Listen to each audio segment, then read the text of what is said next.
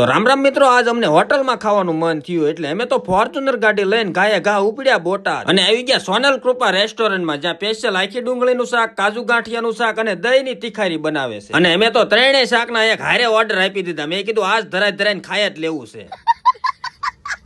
અને પછી રંગીલા રાજુએ કાજુ ગાંઠિયાનું શાક લીધું, પછી આખી ડુંગળીનું શાક લીધું અને દહીંની તીખારી ઠેલવી. એટલે મારી વાટે વધવા દીજે એલ્યા.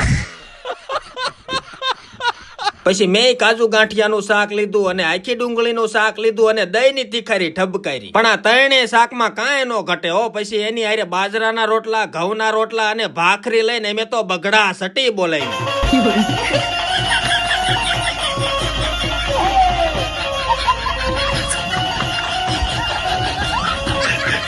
પણ અમને ખાવાની એટલી મજા આવી ને તો ખાલી 10 જ મિનિટમાં બધું સુપડા સાફ કરી નાખ્યું. અરે ખતરનાક લોકો.